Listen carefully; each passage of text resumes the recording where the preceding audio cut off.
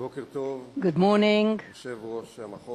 The chairman of the Institute, Mr. Frank Lowy, the head, Amos Yadlin, General in Reserves, the team, the guests from abroad, distinguished guests. Udi's story, anecdote, actually reflects the changes that we went through in this region in the last few years. The relations between Israel and Turkey, that a decade ago as opposed to what they are today. And one of the intelligence system, when the head of the intelligence said, if to give an assessment which is updated, I told them that when I was head of intelligence from 95 to 98, when I entered office, I got the personal files of the President of Egypt, Hosni Mubarak, the President of Syria, Assad, Iraq, Saddam Hussein, and King Hussein of Jordan, of Arafat, etc. And when I ended office, I transferred these files with a few other documents to my the one who replaced me. Today, you know, every day we have to open a new file. We just yesterday heard about the person who's going to run to be president in Egypt. And if we look at the last 3 years, how many names have been replaced in office as president of Egypt, for example? And it's still not the end. And it's not just a question of personalities. It's a question of developments. And there's no question that from a historic point of view, they're going to be considered dramatic events in a scale not of decades, but maybe centuries. And actually, the event that we see happening in front of our eyes in this tough neighborhood called the Middle East, there were a few names that we heard. Arab Spring, Islamic Winter. I am using neither, not the white one, not the black. And I think this is the basis to our policy as a government. And the situation is much more varied, much more colorful. There's not just risks as we like to look at, and there are also opportunities. But first of all, we have to understand that there's a dismantling of a few nation states, artificial ones. We can see that the idea of nation states in the Middle East that started after the First World War, after the Sykes-Picot Agreement, was actually imported to the Middle East by leaders from Europe. They saw how this method succeeded in Europe. Now it took 200 years since the Westphalia Agreement there. It also wasn't a great success. And there were all sorts of ethnic problems like Yugoslavia, which dismantled in the 90s. So there are other situations in Belgium and in Spain. But obviously, in the Middle East, you can declare that it's a failure. We can say that it survived for 90 years after the First World War, or a post-colonial period after the Second World War, a few decades, but it's collapsing. There it is. Why? Because there are a few problems here that are inherent, are very deep, that apparently do not enable to talk about nation states, not in a tribal kind of society like in Libya. The moment the leader is gone, then there was war. But if you talk about the Shia and the Sunni and the Kurds who get autonomy, and the bloodshed in Syria, of course, the Alawis, the Sunni, and all sorts of camps, and of course Lebanon. Lebanon, it used to be Druze and Christians. Today it's Shiites and Sunnis. And civil war, there's nothing you can call it. Maybe not exactly a civil war, what's happening in Syria. And therefore we can talk about the dismantling of these artificial nation states and instability. And apparently it's going to be a chronic instability which will challenge us in the near future. And we are afraid from the new Western mistake. First it was nation states, now we're talking about democratization and elections. And don't think that we're not supporters of democracy. Democracy is the only thing that we'd like to see. We would like to see democracies all around us. But can you achieve democracy through elections? We say no. Look what happened with the Hamastan in Gaza. Look what happened with the Muslim Brothers in Egypt. The ones who toppled the Muslim Brothers are the people who voted. They saw it less than a year. And where did it lead Egypt? Now it is based on Sharia, it's Islamization, and turning Egypt into an Islamic republic. They didn't want to be Iran, they didn't want to be Hamastan like Gaza. And therefore they took to the streets. Democratizations, if you already talk about it, first of all you have to be careful. Be careful from patronism, that we know better what's good for them, but also from all sorts of other phenomena that are based on ignorance, not knowing the basic conditions of the Middle East and the people who live there and the societies, maybe naivete, good intentions, we want to give them something new, something good, maybe wishful thinking, maybe other pressures. We are now solving everything, and we're solving now. We don't have any time left.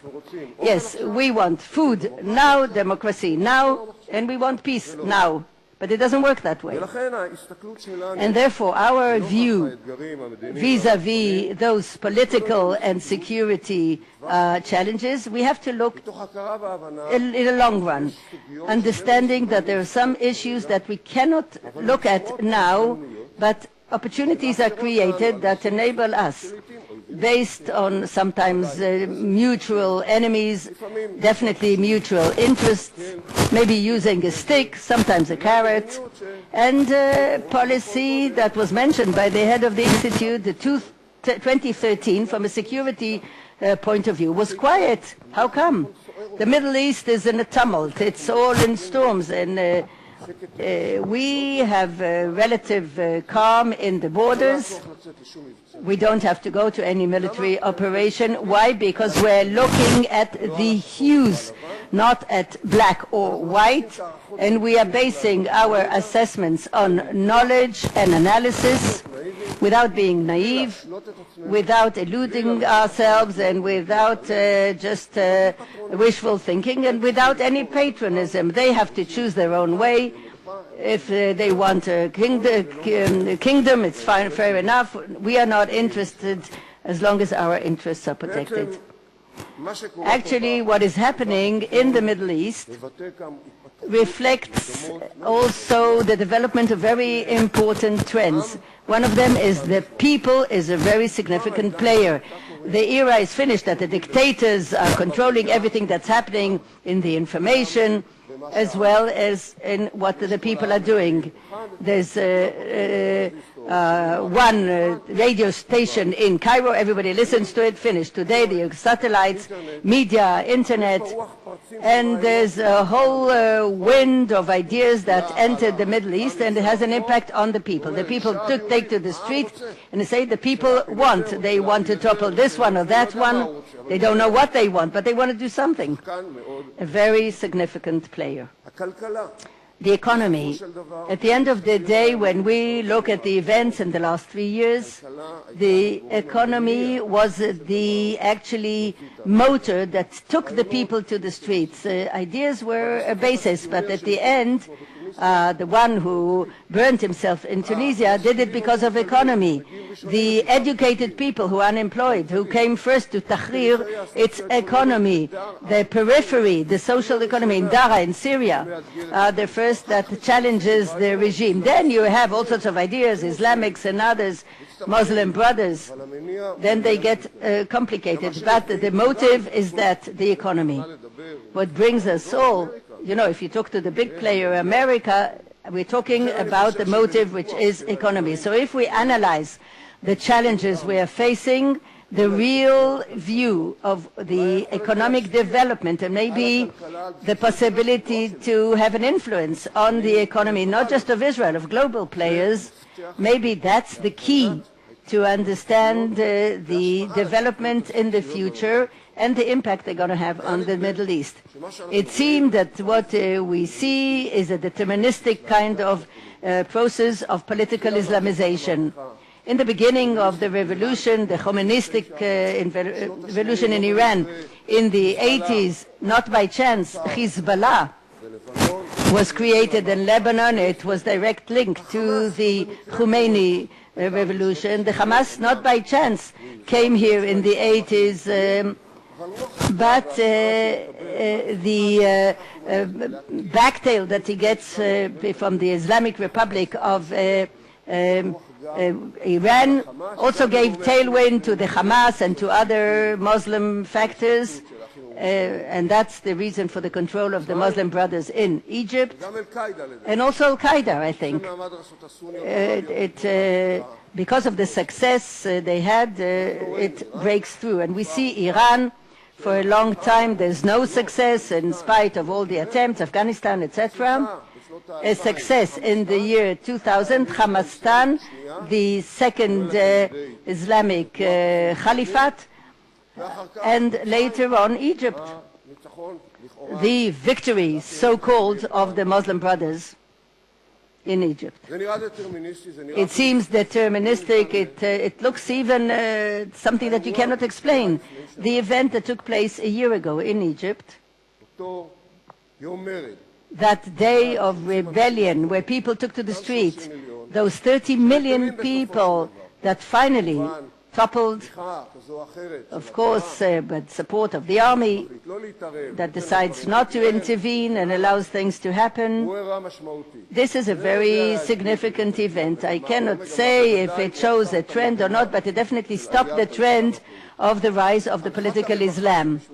The sigh of relief that was heard in the Middle East, in Syrian capitals, and in other places, those countries that are against the Muslim Brothers, against Al-Qaeda, those that are connected not by chance to the United States and the West, the sigh of relief from Ramallah through Amman, Riyadh, etc., etc., you couldn't ignore it. And that created here a change which had regional effects. Is it a trend? Is the Hamas is going to fall or not? I cannot predict, but it's obvious that the forces from under the people, they don't see the Islam as a solution. The slogan, Islam is a solution, that became a fantasy when it was oppressed, when it had the opportunity to realize its responsibility, it failed very quickly. And that is a very significant event. And you have to look at that as well. I said, not black nor white. It's very colorful. You have to look to find mutual interests. And that brings me to what was created in this area in the last year, and that is a new geopolitical division. When you look now at the Middle East, you can talk about an axis which the main engine, there's no question, is the Iranian regime. If you connect Assad and his regime to this axis, you can connect Hezbollah. Add to that a certain support of Russia to this axis, and you have an axis that you definitely can draw as a significant power in the Middle East. Against that, we have the Sunni Arab axis, the one that sees in the Muslim Brothers a threat. It includes Egypt, Jordan, Saudi Arabia, Bahrain, etc. It does not include two countries that support the Muslim Brothers, and that is not spoken about too much. Turkey and Qatar, that's a third axis. Today in the Hamas, the Gulf countries do not support, except for Qatar and Turkey. These are the only two countries that support the Hamastan in the Gaza Strip. That's a third small axis, but you cannot ignore it either. When we look at the Sunni Arab cluster, there's something mutual. Iran, the Shiite axis, the Muslim Brothers, Al-Qaeda, and it has an affinity to the United States. It expects the States to be more involved, to support it, to cope vis-à-vis the challenges it faces, whether in Syria or in other places. These challenges that I mentioned vis-à-vis this camp are not ours. Again, we have mutual enemies, mutual interests. We can understand that the situation is much more colorful than just black and white. And it's obvious that in this situation we have to look at the superpowers. No question that even in this situation that the United States decides to detach itself from conflict areas and is not enthusiastic to serve as the role that it had for many years as the policeman of the world. In this situation as well, whether the United States wants it or not, it remained the superpower. There's no superpower that threatens to go into the shoes of the United States as a good policeman or a bad one. It is challenged. It's challenged in Syria by Russia, for example. It's also challenged in other places by other countries, China, in Asia, etc. But there's nobody who even wants to go into the shoes of the United States. But the United States decided by itself to be less involved, to stop being the policeman of the world. It detached itself from Iraq, and we see the result. Today, Iraq is an Iranian hegemony, if you don't understand that, except for the Kurdish area. The Prime Minister of Iraq, al-Maliki, is Shiite. He's more afraid from the implications of his decisions from Tehran than he does from Washington. And that is reflected in many events and decisions that it makes daily. It comes out of Afghanistan. Who knows what's going to happen there? It decides whatever it does for Syria. I'm talking about the states. And I spoke about the Sunni camp. It's becoming now an area that there's a struggle between the Shiites and the Sunni, the ones who are connected to the United States, and the Muslim brothers, and those who are against. It's a playground. It's a bloodshed, but it's a playground. And but there was an expectation that the United States will be more involved, and it wasn't. On this playground, specifically, we saw how Russia takes advantage of the American non-existence in order to take a stronghold and to prove to everybody that when they support somebody, they support them all the way. They do not forget him. And these processes in the Syria arena, for better or worse, whether it's the weaponry, whether it's dismantling the chemical weapons, is good news. But the one who actually leads in Syria is Russia, because of the decision of the United States to be less involved, less active. In view of these statements, we also have to look at the fact that the United States is going to be less and less involved in the Middle East, for better or worse.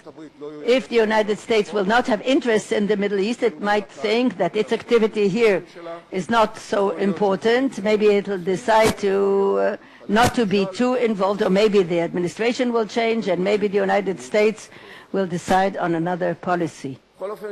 Anyway, there are additional players here. If we talk about energy, China, which depends on the energy of the Middle East, but it's not presumptuous to be a player in a Cold War of sorts or to go into the shoes of the United States. The first half of 2013 is typified with arrangements. First of all, the interim agreement with Iran, they negotiated for 6 months. Even the President of the States have said that the chances of reaching a permanent agreement are less than 50%, not in those Davos lectures, but rather in internal interviews and with the CNN. And the dismantling of chemical warfare from the Syrians, I mean, that also, there are all various issues, internal issues of what's going on in Syria. We talk about the political internal clock in Egypt, the roadmap that should bring about the quartet to various issues of constitution and the elections and the end of the 9 months of in the Palestinian-Israeli negotiations, that 9-month sort of timetable that we actually supposed for ourselves.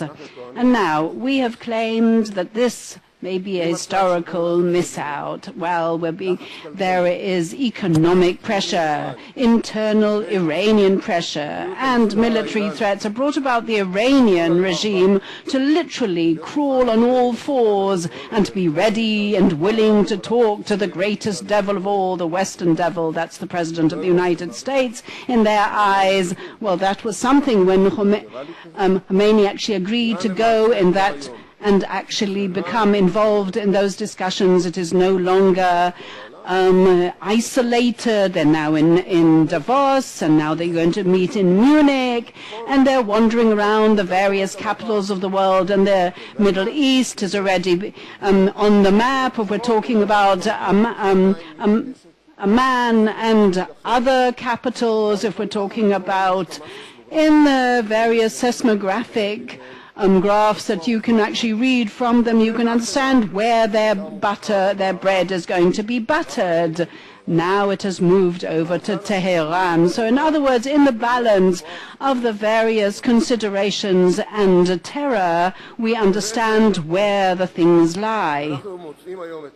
We have found Iran even as a key player now in the arrangement with Syria. Will it be in room 2 in Geneva or not? It doesn't matter. It already is a key player in Syria, and they are part of the problem. They are supporting the slaughter, the bloodbath in Syria, and those who are murdering his civilians. Yes, but they are also doing the same in Iran, but they're still a key player in Syria. Maybe they'll even arrange things in Afghanistan, in Iraq.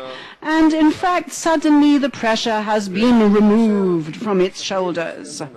And they're going to reach an interim agreement that ultimately they will be left with the capability of enriching uranium to 3.5%. In other words, the core of that nuclear option, the military option, will be retained as they envision it. It will be remaining in their hands. They'll be able to develop centrifuges, even switch centrifuges. It was even said publicly in a permanent agreement. They've already said that there's no pressure on their shoulders because they are going to be released to develop those centrifuges. No one's going to destroy the centrifuges.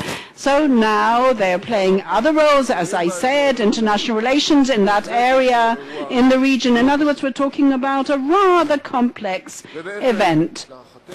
And to our assessment, the Iranians will then try and take advantage of the next 3 years, not only to dispute issues, they're already arguing about the actual interpretation of the agreements, but also to establish themselves on that kind of nuclear brink so that then the agreement can be reached and they'll be able to acquire their nuclear capability. And if we're talking about brinkmanship, continue enriching and continuing doing what they're doing, so they'll be able to even manufacture 5 bombs, and then they'll be able to run the centrifuges, and then they'll say that within 3 months they'll be able to actually reach a whole nuclear facility, and they'll need a few more months for that, and they'll be able to reach it. But the fact that they're establishing themselves in that area, of course, influences its territorial position, and that's what they need, and they need these 3 years in order to economically establish themselves and strengthen themselves. And after they have actually done so, then they'll have that economic power, their clout, they're released of all that pressure that they had wielded on them until the agreement. So what are we talking about? We're only talking about that oil cycle.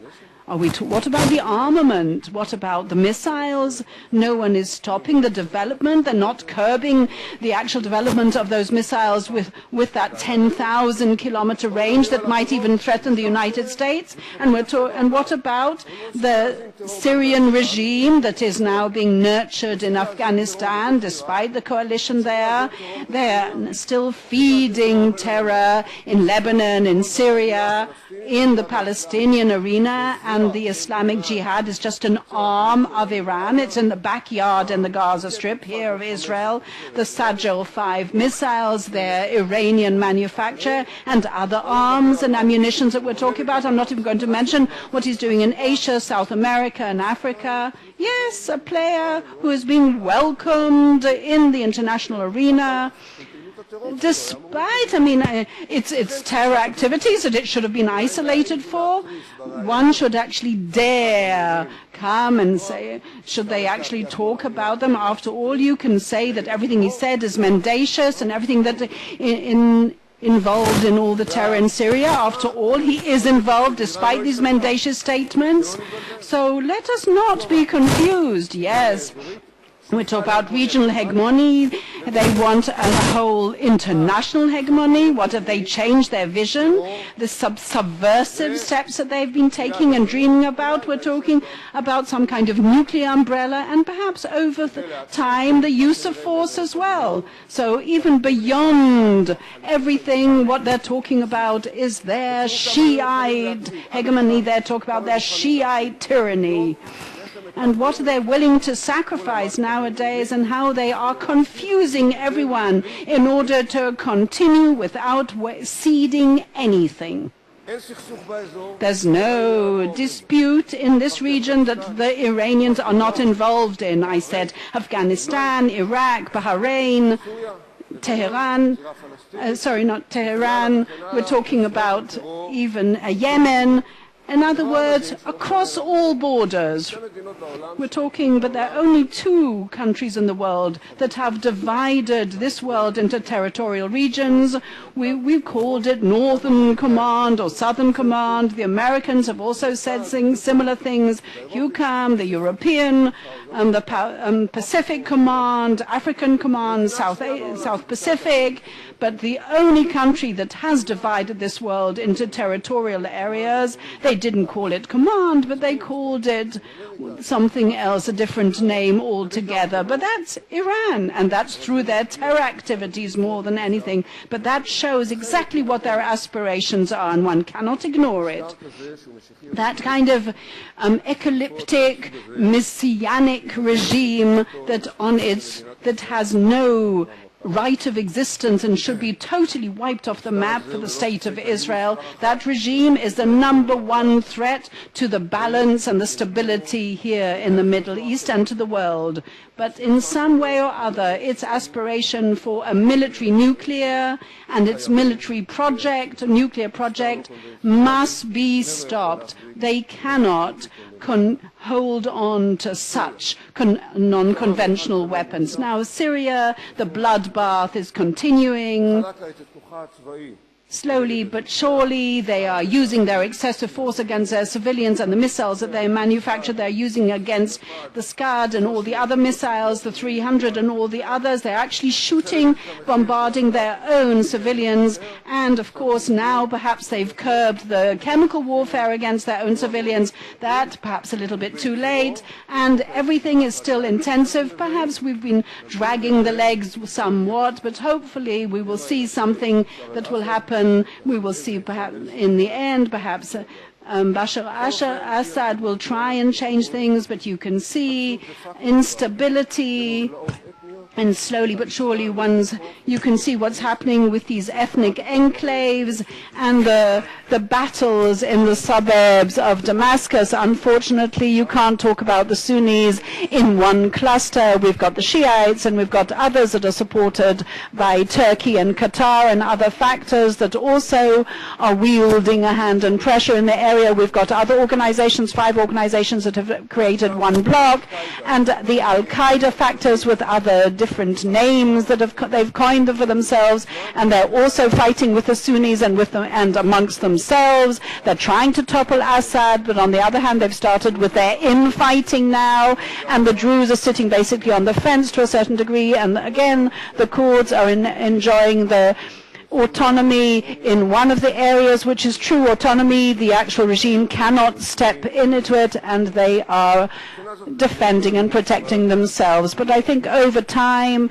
they are not intervening. That is the policy. We don't want things to escalate, so it's a non-intervention policy. We are protecting our specific principles. We've said public what they are, and if they do try and transfer any of their chemical warfare or other warfare to any hostile factor, that will be the moment of our intervention. Chemical warfare, which they haven't done as yet, to any kind of hostile organization, or if there's any violation of our sovereignty in the Golan Heights, of course.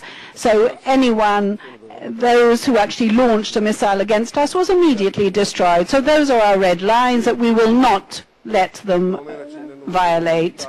I'm not saying that there's no humanitarian aid. We are to those villages over the actual border, because those villagers have found themselves in a distressful situation, distressful crisis. So we've been trying to help them with clothing and nutrition, because they've become some kind of sad enclave with no actual access to the outside world. We could not remain indifferent to the humanitarian crisis, and therefore we opened specific hospitals, and we are giving humanitarian aid to those villages on the Syrian border in the Golan Heights. And then again, we're talking about Shiite-Sunni conflict and the world jihad factors that are working in Syria. They've actually penetrated into Lebanon, and their main foe, of course, is the Hezbollah. But sometimes they think, oh, they might as well shoot some rockets into the Western Galilee. One of the World Jihad Organization, Bala Azam, each one has an interesting name. What was their idea at the time? They thought their, of course, enemy is the Hezbollah. They thought if they shot at us, we will react by shooting, retaliating against the Hezbollah. So they were turning us into a proxy, but we did not fall into their trap. And so immediately we said, listen, we raised that flag. We said we are not responsible. That reflects the situation, the security situation in the north. And basically we want a ceasefire. Then there should be a deterrence, because after all we understand that the Hezbollah are in the hands, and they're playing into the hands of the Iranians, and they are bad in Lebanon. They understood that there was a mistake. They even admitted that. Of course, if they do, there's a challenge. If they do start shooting missiles at us, it's a challenge that we'll know how to face. But at least there have up to now been no provocation on the border against us. Now, with the world jihad, they're trying to provoke issues, so then you have to be very wise and savvy in your policy. A lack of stability, in political stability in the Lebanon, which is being intensified, perhaps in the direction of some kind of bloodbath. Now, I'd like to start talking about the world jihad phenomenon. We saw how it was how the Al-Qaeda was intensified, for example, in Afghanistan, and then actually on the land, on the actual soil of the Americans, 9/11, for example. They were very busy, Al-Qaeda in Iraq, and from the moment the coalition forces withdrew, then they took over, and their agenda and their strategy is not yet to deal with them, but to conquer those states wherein those regimes, as they understand to be heretic, if it's Abdallah or Anwar, if we're talking about Shiite ones, that's heretic enough for them, based on a religious ideology. But basically they want to conquer the area, the region, the space. And they're very active in Syria and in various areas. They've established themselves in the Dawa, which is a civil administration in Raqqa, for example. They've been trying to overtake other areas. It's not actually a comprehensive phenomenon, but it is already something that concerns us. We are very aware of this phenomenon. It is a mutual foe, not only our enemy, but all of us understand that this is a real existential threat, not only to us, but to some of the countries in the Middle East and to others. We've understood that with the world Islam jihad movement, for example, there was an incident in the Sinai, which is controlled by the by the Egyptians, and already we've suffered terror incidents there. At the moment they're fighting against, they're battling with the regime who have said that they're going to eradicate them, but from time to time they shoot a rocket or a missile in our direction, like last week. The World Jihad has established itself in the Gaza Strip, and I suggest that you look at that at the Gaza Strip, which will definitely accompany us. We're talking about the Hamas government there that is enforcing issues even better than Abu Mazen, because they toppled Abu Mazen, and the jihad are being supported. They're receiving ammunitions, and we're talking about missiles that they receive, and they're working like a militia.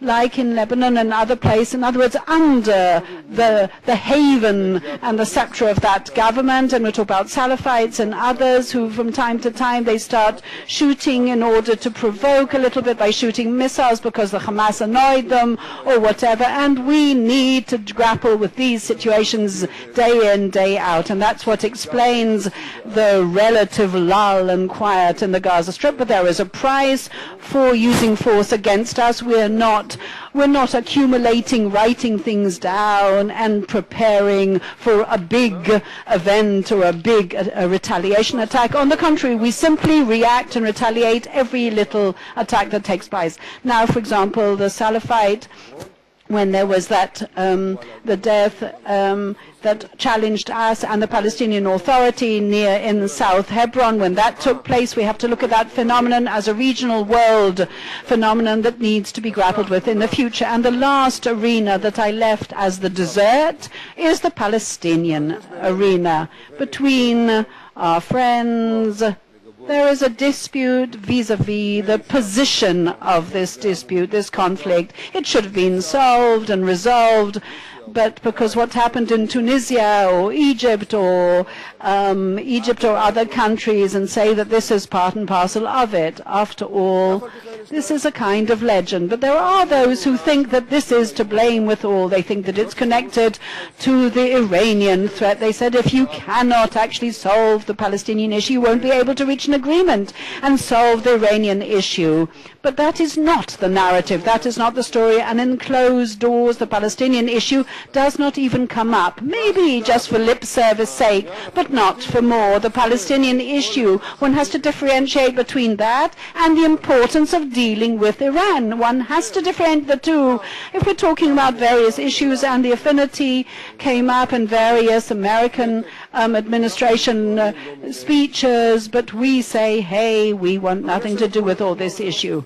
But there is a conflict, there is a dispute that one cannot ignore. And as a government, we have reiterated that we do not want to control the Palestinians. But if there is an achievement, and there was the Oslo Accords, and they have political independence, they've got their own parliament, they've got their own government. It's good that they don't need to vote for the Knesset. They wanted that independence. They can vote in elections, in the Palestinian Authority and local elections. The question of their capability of their political authorities is their issue. But we already have two independent entities, and that's why I called it the Hamastan, and that's hostile. And between us and them, the ties are, let's call it a kind of arrangement that is basically based on deterrence. After all, this is the region. And this authority, this Hamastan, this entity, is dependent on us. And no factor around the world supplies them with oil and petrol and food and electricity other than us. And it's paradoxical. The electricity that we supply them with, they actually manufacture the missiles that they shoot at us. And then they've got all sorts of complaints. And you can imagine the plethora of complaints, how they have the humanitarian crisis in the Gaza. So why didn't you ask for Abu Mazen? They could have had free oil from Qatar, but they wanted the taxes and they didn't want to get it from us. Why didn't they ask for Ismail Haniyeh? He made a decision that he would manufacture missiles and not actually grow crops and strawberries. So can we be responsible? No, we can be to blame, but we know how to live and accept all that. And yes, we know how to live with this unstable situation vis-à-vis Judea and Samaria. We've already said that as a government, and the government declared that 5 years ago, immediate, no preconditions, immediate negotiations. Of course, they didn't want, and they don't want it now either, but they don't want it. And then to the table, yes, there's going to be a payment by releasing inmates, releasing terrorists. And the Palestinian Authority in the Judea and Samaria have said that we want negotiations because we live together. There are so many things that we need to do together. There are so many things that we coordinate together. After all, water, electricity, if we're talking about the security coordination and the movement and sanitation, all things on the bureaucratic level, not even statesmanship level. So let us look ahead, forward, and see what the interests are. We want them to have self-control. We want to have a neighbor who is responsible. We're talking about totally responsible and accountable, that we can actually rely on them as well. In other words, reliable, that they're capable of controlling themselves. So let us take gradual, slow steps, slowly but surely. Let us not accelerate. After all, the shorter path will never actually achieve anything. And therefore, let us try and promote economics. They don't have it. They haven't got a viable, sustainable economy. Either they work here with us. Qatar's also opening up the labor market for them with the first few thousands, but they don't have their own economy. They haven't got a viable one. They're even dependent on us from the point of view of the infrastructure. So let us try and promote that as much as possible. Yes, of course, as far as we're concerned, an Arab who lives in Nablus or Jenin, we want them to have well-being and welfare, and that has to be done from bottom up. And the same with governance. If you look at the year 2013, and yes, we've managed to do this security coordination well, and you look at all the figures, and you look at all the security arrangements, they see that the Salafim and the Salafites and the world Islam are all threats. We understand the situation. We counted 1,400 issues that were dealt with by the Palestinian Authority. I'm not talking about detainments. How many of them were actually judged, were actually brought to court? None of them. The Canadians invested money and created a whole judiciary system. But were they brought to court? No, they weren't. We actually arrested 3,000 of those. 2,000 have already been brought to the courts and they've already been tried. That's the difference. We arrested 3,000. We've tried 2,000. That's accountable, reliable, responsible. And that is the same vis-à-vis law and order and so many other things. There's one thing that I've been directing towards for a long time, and that is a prerequisite sine qua non, that without that, if we're talking about that, you won't have any sensor or satellite or any other kind of security, and that is education. And that is connected to the core and the pith of the dispute. As long as we educate a child from the age of 3 that they should wear a detonating belt and explode and blow himself up somewhere, then we will have no chance of reaching anything. We've tried, we've endeavored. As long as Israel is not on the map and our flag is burned, usually with the American flag, sometimes with the Canadian flag, it's probably going to be in the squares now, burnt as well. Cool Palestine, in other words, from the Mediterranean and all the way up to the tip of the north. That, as they say, is there's no justification for the existence of the Jewish state. And that is what we have to grapple with in negotiations. And Abu Mazen repeated it just 2 weeks ago. I didn't see it in the headlines, but those were what we're saying. No recognition of the state of Israel as a national homeland for the Jewish people. It has never been mentioned as such. There's never talk about the law of return, which is an individual right, which is awarded just like the right to wed. No Arab has a right. Every refugee has to. I mean, we're not talking about the first generation or second generation. Now it's even fifth generation. The fact that they're willing to cede their right to the house in Sfat, you've got to ask them, are the Arab refugees going to cede their right to the law of return, to their right of return? So now, let us even assume that we actually manage to give them everything they want from a territorial place until every of the last refugees is happy. Then it won't be the end of the dispute and the end to their claims. So what are we talking about? We're going round and around and beating the bush with all this for so many years, since the days of the mandate, since the partition plan of the 47 and the Barak proposition in Camp David, and then what happened with that in Taba, and the Clinton proposal during that period, and the ulna to Abu Mazen, who refused that proposal. You can start having a myriad of various narratives, but until we get those positive answers to the prerequisites, then we can't talk about the 67 or the Trans-Israel Highway border being here, there, or anywhere. Until we have that basis of the Jewish homeland, then where are we? So you can start talking about all sorts of initiatives and many other things, but you need to recognize the fact that why?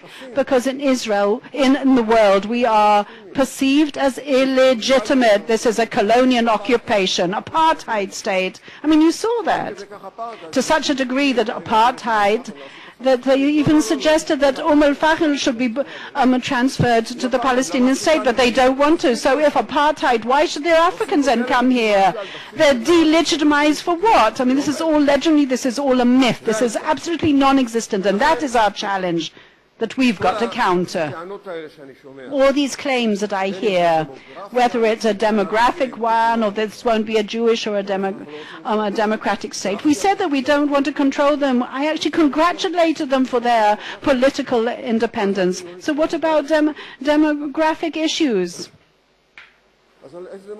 So what demographic figures are we talking about? Where is that threat that we're discussing here? And the situation is not sustainable. It is insufferable, intolerable. And in 92, 93, I was the commander of Judea and Samaria, about 6 murdered in Judea and 6 murdered in Samaria. We went where we needed to go, and I supported Oslo.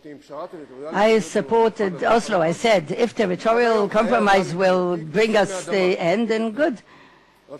But when I saw that giving up land is the one that actually jeopardizes human life, look at the disengagement, look at Oslo. We gave the responsibility to Arafat, and without him recognizing the Jewish state, he didn't see the end of it, but he continued to kill us until we got back to Jenin and to Nablus, and we had the terrorist attacks with more than 1,000 casualties. Is this sustainable? When you say sustainable, the question is the alternative. If you say get out of there, that's going to bring you peace of mind, I can prove that they're mistaken. It's a question of alternative, and then they threaten us. They say boycott.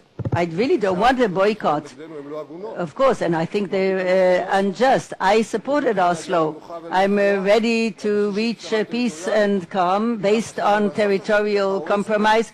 So did my grandparents, my parents, 37, 47. We are guilty at the end. You have to check it for ourselves, whether it be that we are blaming ourselves or we are encouraging voices from the outside to attack us. And therefore, these complaints that come from here and there and others, and I know all these threats, I don't believe in them.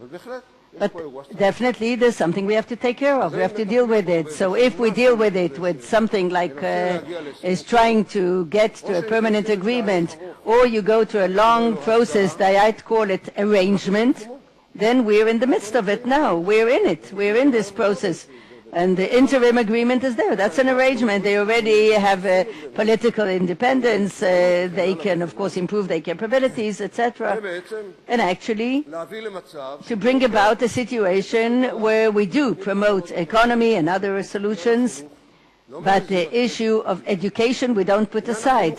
Education there, in their side, should have been an issue that conditions the international support of the donors from the beginning, and unfortunately that's not the case. And vis-à-vis the boycott and the legitimization, I think we have to look just at one event in order to understand where we are, and I don't underestimate it. We have to analyze it in order to cope with it. I take the Marmara flotilla. That for me, was the unholy alliance of the delegitimizers of the State of Israel.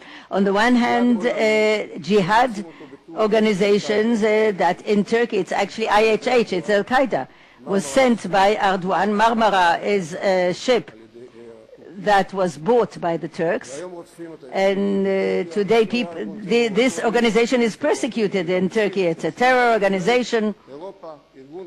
It's a jihadist Islam terror organization. They, of course, say there's no place for a Jewish state, obviously. On this ship, there were all sorts of nationalists, Arabs, even Arab members of Knesset, those who still believe in the Arab nationalism, which there's no place for a Jewish state. But the amazing thing was that on the Marmara, there were some naive liberals that believe in all these ideas. It's naivete or ignorance or whatever. But there were people, one of them actually answered, and he said, when the lieutenant from the Navy asked them to stop, and a European person said, go back to Auschwitz. Yes, anti-Semitism, that exists as well. And I'm not going to delve into it now, but that's the challenge. Definitely, when we threaten ourselves and blame ourselves, that makes it more difficult, but that's one of the challenges. They already despaired from looking at it rationally, and the missiles and the rockets are the responses that we get against terror that we manage to hit and to hit its infrastructure. Delegitimization is the main motive. Everything, ICC, anybody, but especially in the propaganda, the erroneous propaganda in the media, in the West, definitely. It's a challenge that we have to cope with. And we are waging this battle both politically, the Prime Minister is doing it, with responsibility. It's a very challenging and difficult battle. We are standing for the interests of the State of Israel, and then comes the complaint that time is against us. Even if it were true, it's not wise to say it when you're negotiating and you let the other side understand that what? Time works against it objectively. I learned from the Zionists, usually time works for the benefit of the one who takes advantage of it. When I look at 1966, what happened in the State of Israel, what did we have 20 years ago or 40 years ago? What did my parents have before the establishment of the state? I'm not talking about my grandparents who perished in the Holocaust, or those who came here in the beginning of the 20th century to a desert land. What did they have and what do we have today? What do our kids have and our grandkids? Obviously, it's not the end. It's not peace and quiet. I don't want to delude myself. I and my generation apparently will never see peace and quiet. But why? We have to give up? Because of that, you have to invest, develop, and take advantage of the time. That's the Zionist ethos. To build, to develop, to invest in education, science, technology, sophisticated agriculture, water, etc. And I think that we know to do it quite well. And it's true that sometimes we're attacked, but when was the Yom Kippur War? 40 years ago. And since then, the events are small. They're not simple at all. The threat is not simple, but even that, where were we then and where we are today? There's a military force that can cope with the IDF today in the State of Israel. And therefore I think that from that point of view, we should be optimistic as well regarding the future of the State of Israel, because if we do things right, and if we choose the right alternatives and not be pressured and not pressure ourselves. If we look vis-à-vis the alternatives that we're facing regarding the Palestinian issue. A last word about security. No question that we're talking about challenges, whether it's the Iranian threat or the missiles and rockets or terror. We have to be ready to all these because we have to act in fields that are outside of the state. We meet tanks and conventional armies as well. And I think that the IDF knows for the last 2 decades, how to integrate technology with military power that overcomes the physical disadvantages, the number of tanks, number of aircrafts and combatants. That gives us today intelligence superiority, also operational superiority, and telecommunication and control. And this superiority gives us today capabilities to cope with the missiles, the rockets, and with the challenge of terror, whether it be targeted killings in Gaza or whatever, or any other event, if we talk about the second circle, the third circle, etc. And that as well is based on the human quality. That's the secret of our strength, human power, our brains and our hearts, knowledge and spirit. And I hope that when we talk about national security, we'll continue to invest in these 2 things first and foremost.